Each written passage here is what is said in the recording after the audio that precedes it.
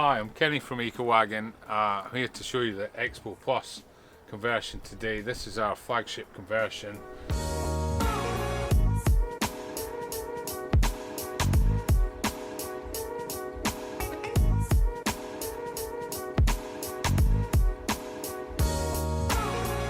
Start with the roof. First of all, we've got our own unique hatch here. You pull the hatch back. You've got two straps here. Undo the two straps and then just push up and up it goes. Once the roof's up, you push the bed up.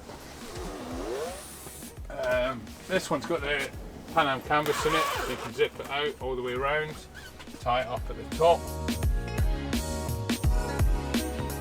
So the bed, you operate it, you have to stick your bum in the middle of the bed. If you stick it too far to the edge and pull, it doesn't run very smoothly. You sit back a little bit and it will just glide backwards and forwards. You can basically travel with this bed in any position, forward and back of the van. Towards the back of the van though, it's worth saying that if you put it too far back, you might hit your head on the locker. So we always advise just pulling it a little bit forward of the locker to travel. But most people like to travel with it up front like a normal passenger car. To operate it as a bed, you just pull it forward to this line here on the units. On the top of your headrest you've got two buttons. You press them, the cushions fold over. You just pull that lever there, push back, and that's your bed down. And then you flip your cushion over there, and just to close the gap up, pull that back like that. Some people complain about the seat belts, so we just push them to the side and you've got a nice flat bed. Some people put mattress toppers on these. Other people like me just drink a bottle of wine, sleep like a baby.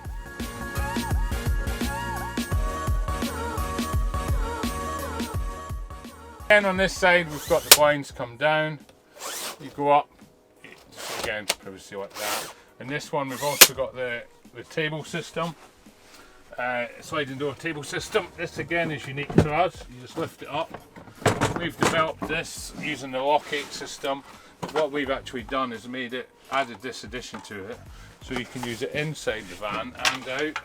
So you just clip that on there, flip your buttons up, and then just pull your two legs down, and you've got your table inside the van, like that. If you want to use it outside the van, you just press them down like that, clip it up, and then you've got your other two legs there which go down, and you can use it outside the van. Storage is here, but you've got your pan drawers here, which are all soft close, high-end kitchen runners. That, and then you've got your lots of storage in these vans, because all the gas, water, and everything's underneath the van. You've got so much storage. These units are the Expo Plus, so they've got the nice radiuses with the curved worktop at the end. The curved worktop not only does it look aesthetically pleasing, it also allows the driver's seat to be pushed further back, because if you pull it back here and wind it back, you can have the seat further back, which is quite handy if you're 6 foot and above. These are quite nice little units. You've got a little ice box on the top here. You can pull it out, so you've got a bigger fridge.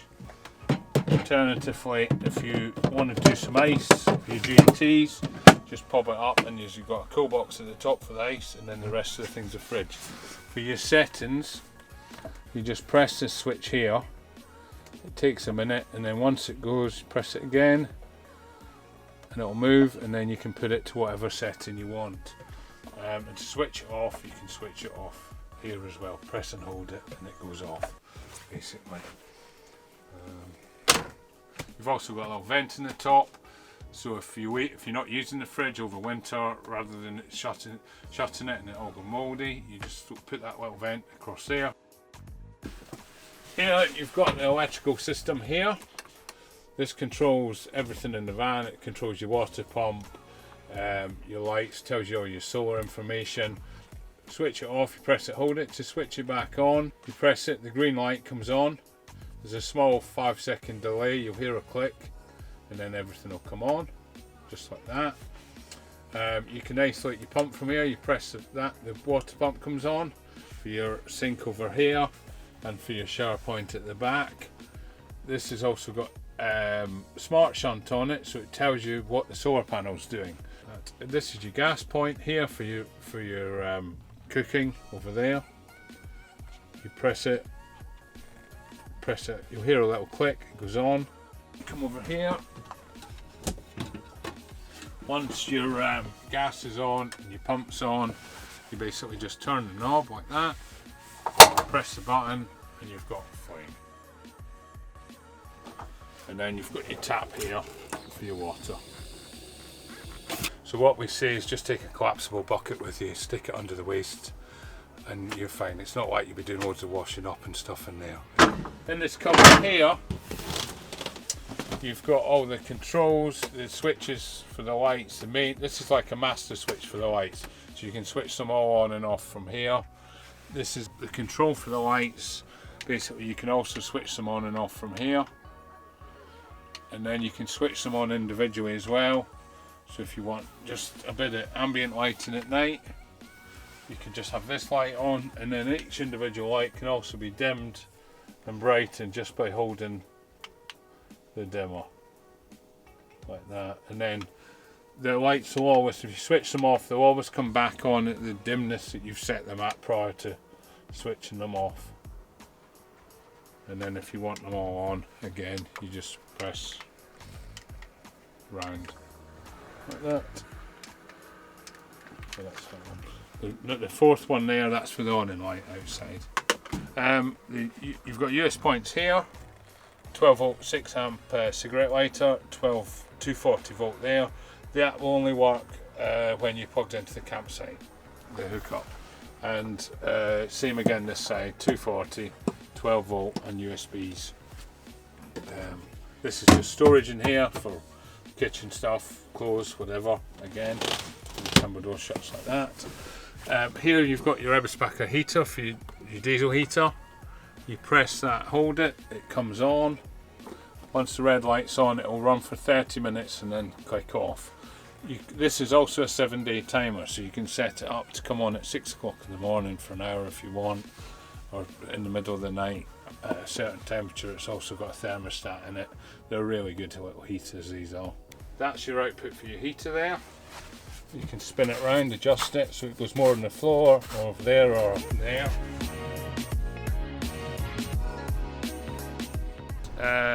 Gas point and barbecue point at the back of the vehicle. It's where you fill the van up and where you plug your barbecue into your gas barbecue.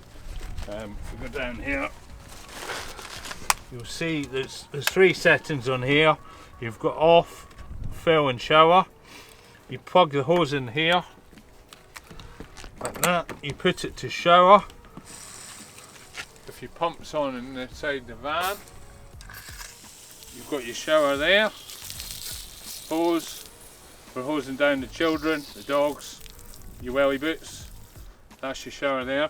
To fill it up, you turn it to fill, and then you just plug that into the tap and backfill it from the bottom up. So it's the same point in and out, basically, which is quite good.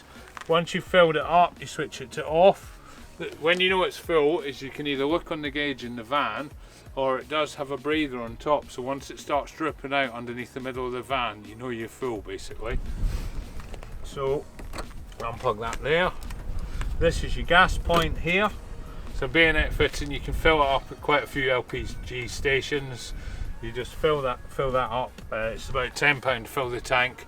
To be honest, if you're just doing average cooking and stuff, it'll probably last you a year on the gas, you know, pretty much. And then you've got a little barbecue point there for plugging your Kodak or Weber gas barbecue into just there. We've got in, if you just look in that cupboard, you've got the on-in handle in there. That just pulls out, and then you go round to your awning. Shut the door. Sometimes it's better to have this door open when you put the awning out, just because when you put the handle in, you are a little bit close to the paintwork, so you can potentially damage it. to wind it out so far, and you can just leave that there like that, and then you have to pull your legs out. Right, so you pull that knob there, it pulls out of there, folds down, put your leg down, and then you can wind it the rest of the way. And once you get it out a bit more, there. It's going slack like that. Once it goes slack, just wind it back until it goes tense, and that's your on and out pretty much. If it's windy, you can get storm straps, go in here and hold it down, which is probably a good idea. We've also got pegs to go in here at the bottom. They are really good though, because they can withstand a lot of wind, but then it's not so much the wind, it's the noise. If you have it up at night, it's quite noisy, so we tend not to. This is another thing we have. Grab the remote control. This is what the fourth button does. You've got another dimmable light in the top there. You press that, you can dim it. Press it again, you can brighten it.